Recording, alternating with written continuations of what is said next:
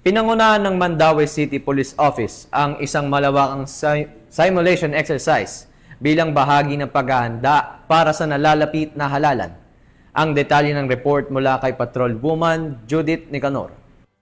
Kasalukuyang isinasagawa ng mga kapulisan ng Mandaue City ang kanilang physical simulation exercise dito sa Mandaue City Sports Complex para sa kanilang paghahanda sa nalalapit na halalan.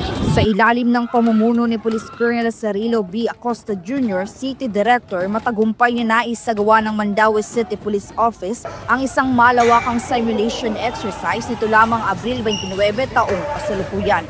Ito ay bilang paghahanda sa nalalapit na 2025 national and local elections at Bangsamoro parliamentary elections. Ang nasabing simulation drill ay sinagawa katuwang ang iba't ibang tanggapan ng lokal na pamahalaan, kabilang ang Mandaue Disaster Risk Reduction and Management Office, Bureau of Fire Protection, Traffic Enforcers at iba pang mga unit ng seguridad at kaligtasan. Nilalayon ng aktibidad na masukat ang kahandaan ng mga kinauukulan sa pagharap sa mga krisis gaya ng kaguluhan sa lugar ng botohan, banta ng karahasan at iba pang mga emergency na maaaring makapekto sa kaayusan sa araw ng eleksyon. Kabilang sa mga sinimulang senaryo ang mabilisang pagtugon sa mga insidente ng protesta, hostage situations at bomb threat.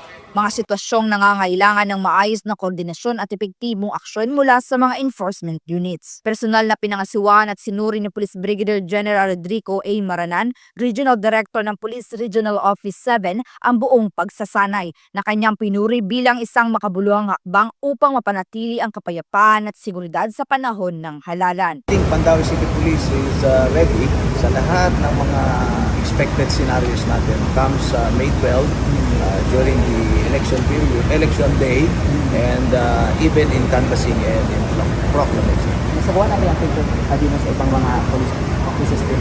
Yes, actually this is the fourth simulation exercise. We have done this in Cebu City, Cebu Province, Lapu-Lapu, and this is the fourth.